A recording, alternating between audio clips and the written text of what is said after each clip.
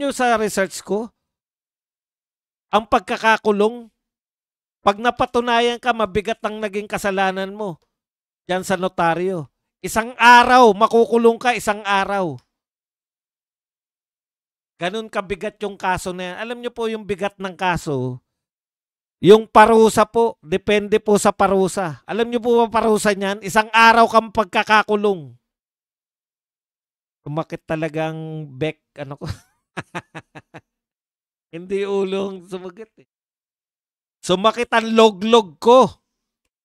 Isang araw lang pala yung parusa na yan na binibintang ninyo kay Gutesa ng tinapay. Pero hindi, palsis 1, palsis 2, palsis 3, 4, 24. Huwag na kayo maglatin-latin. Hindi nyo naman naunawaan yung mga... Hindi nyo nga naunawaan ang sitwasyon ng Pilipinas. Naglalatin pa kayo.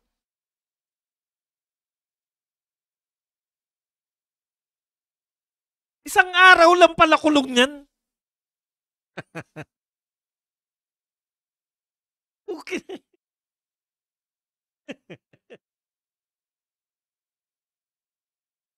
Biglang nakalog ang aking back. Antindi ng pagtatalo. Isang araw lang pala pero all of government approach, buong media, lahat ng mga kakampi nila, eto na. Susundan pa yan ng mga dilawan. So, nakalimutan na natin yung mga nagnakaw ng daan-daang bilyon. Alam niyo po ba yung plunder? Habang buhay, ako sa'yo'y naghihintay. Ang parusa nun. Habang buhay, ako sa'yo'y naghihintay. Puta, yun ang parusa nun. Yung plunder. Pero, mas mabigat pa rin ang kasalanan ni Gutesa. Dahil ang parusa ng namekay ka na notaryo ay isang araw. Na pagkakakulong.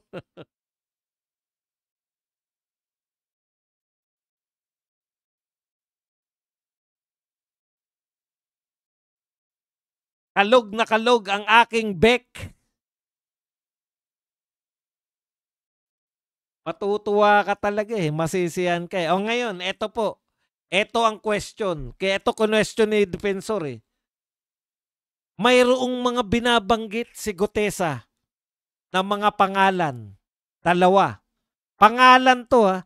At meron siyang sinasabi na 90 na mga tauhan ni Saldico na katulad niya ay alam tong mga delivery. 90 na hindi pinangalanan ni Gutesa na mga kasama niya na pwede niya rin pangalanan kung gusto nyo at yung pinapangalanan niya na nagkataon na yung pinapangalanan ni Gutesa, yun din yung pinangalanan ng ICI report. ICI report ba dong?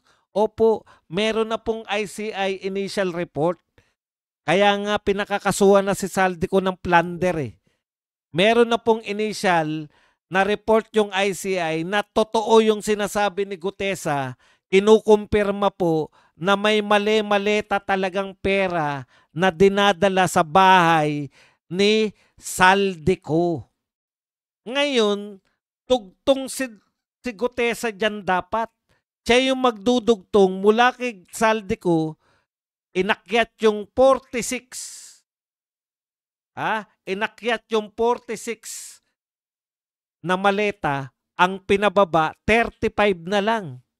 Yun naman yung diniliver di umano sa bahay ni Martin Romualdez. Kaya may karugtong pa eh. Kung meron pa pong kakanta, baka madugtungan pa yan. Mula naman kay Martin, may diniliberan pa ba? Di ba nakukuha nyo po? Pero okay na kami hanggang kay Martin. Ang tanong, si Gutesa lang ba yung nakakaalam? Marami pang iba. Yung dalawang pabalik-balik na pangalan na pinangalanan ng ICI report at pinangalanan ni Gutesa pareho. Bakit hindi nyo imbitahin Senator Lacson? Takanta na kami. Yung 90 na may Marines, may sundalo, may pulis. na natauhan din katulad ni Gutesa, tauhan din ni Saldico na nagpapalit-palitan po sila sa pagde-deliver. Iba-ibang araw, iba-iba nagde-deliver. Bakit hindi nyo po imbestigahan? Bakit hindi nyo po imbitahin? Kasi sila yung susi dito kay Martin Romualdez. Badong. Tanga ka ba, Badong? Hindi mo ba talaga naiintindihan, Badong? Pag babanggitin yung Martin Romualdez, tumitigil ang mga investigasyon. Kasi hindi po pwedeng isangkot si Martin sa kaso na ang parusa ay habang buhay, kami sa'yo'y naghihintay.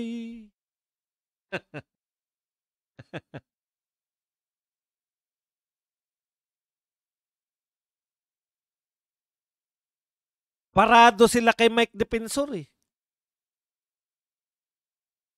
Bakit pinag-iinitan nyo? Sabi nga ni Mike Defensor, o di imbestigahan nyo rin gusto ko ring imbestigahan nyo yung notaryo na yan.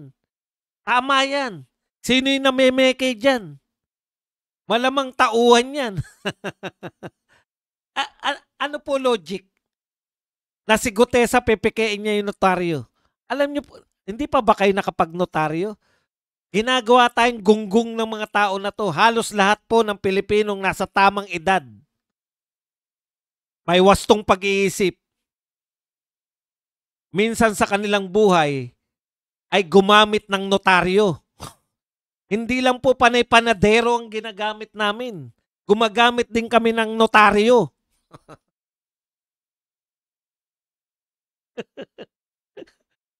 Minsan sa buhay nating mga Pilipino, nakagamit po tayo ng notaryo. Wala po akong nakitang notaryo na ganito ang sitwasyon. Ito ba ay nangyari? Ikaw ba to si Gutesa? Paano mo nasabi na nakapag-deliver ka? Alam mo ba kung gaano kabigat ang isang maleta? Paano mo nasabi na 48 million yung laman na? Meron po bang notaryo ng ganun? Mahaba po pila sa notaryo. Mahaba po pila. Pupunta ka sa notaryo. Naikwento na rin ni Defensor, bakit dun sa notaryo na yun? May picture pa sila ng notaryo eh. Bukas 24 oras. Parang karinderya yung notaryo na yun. Bukas 24 oras sa lahat ng gustong manginain. Ngayon lang ako nakakita ng notaryo publiko na bukas 24 oras. Ano sabi ni Marcoleta? Abogado lang ba talaga yung 24 oras na yan?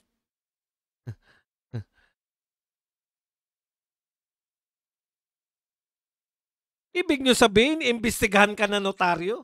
Ikaw ba to? Ano mo nasabi na na-deliver nyo? Ilan yung sasakyan dala nyo? Sa tingin nyo may ganong notaryo? Kwento nyo po ano nangyari. Tak, tak, tak, tak.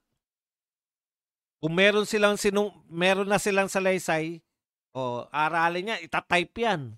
Hindi po mapayag yung notaryo na tatatakan lang yung dala-dala mo. Dapat nakaporma. Mapapahiya yung kanilang Kaya yan, okay lang din yan na imbestigahan yan. Pero walang kwenta yan di ba? Ubusin nyo ba yung panahon nyo? Blue Ribbon Committee? Nakamasid ang taong bayan? Ubusin nyo yung panahon nyo sa sino na meke ng pirma? Okay lang din kung gusto ninyo. Bakit naman matatakot yung mga taong nagdala kay Gutesa? Imposible po kung may PPKN si Gutesa, salaysay, hindi po notaryo. Tarantado. Ngayon lang ako nakakita ng bakit mo PPKN yung taong bakit mo PPKN yung isang bagay na pwedeng kahit saan mo pwedeng makuha. Naintindihan niyo po yung sinasabi ko? Hindi mo PPKN yung isang bagay na pwede mo na makakuha kahit saan.